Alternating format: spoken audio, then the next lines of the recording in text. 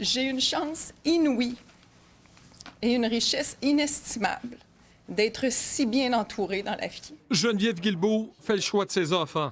Dans la mesure où j'ai eu mes enfants alors que j'étais élue et qu'ils ne m'ont jamais connue autrement qu'en faisant de la politique, j'ai souvent dit que j'ai pas peur de grand-chose dans la vie, mais j'ai peur du regret.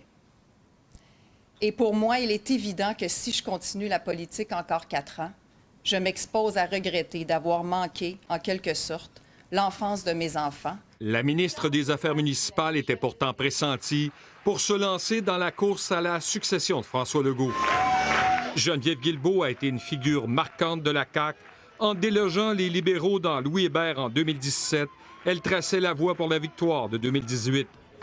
Nommée vice-première ministre et ministre de la Sécurité publique, on lui doit, entre autres, les bracelets anti-rapprochement, l'opération Centaure contre le crime organisé. Aux affaires municipales, elle a réglé le financement du transport en commun. Moi, je trouve ça. Au transport, son étoile pâlit avec le scandale SAC-Clic. Un préavis lui a été envoyé. La commission Galland jugeant son témoignage et ceux de son équipe en partie non crédibles. Elle a été montrée du doigt pour les tergiversations du gouvernement sur le troisième lien. Il est toujours plus facile de ne rien faire que de changer les choses. Faire de la politique, c'est vivre avec des faussetés, des insultes et des critiques abondantes et permanentes.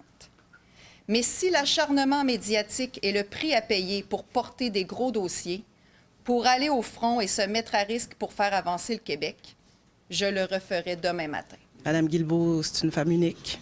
On n'en voit pas beaucoup comme ça. Être une femme en politique, c'est pas facile. C'est une femme qui a fait beaucoup pour le Québec. Elle a inspiré de nombreuses femmes. Quel beau message qu'elle a envoyé aux femmes dans l'engagement. Le premier ministre écrit « En janvier 2017, sa victoire dans Louis Hébert a marqué un moment charnière pour notre formation politique.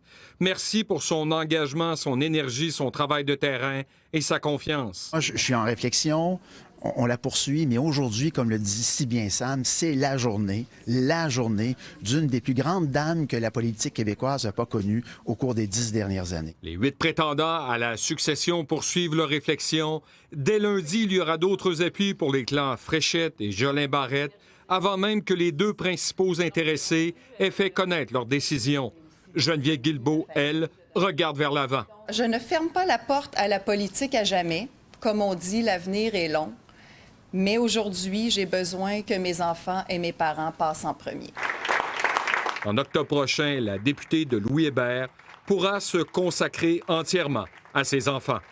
Alain Laforêt, TVA Nouvelle, Québec.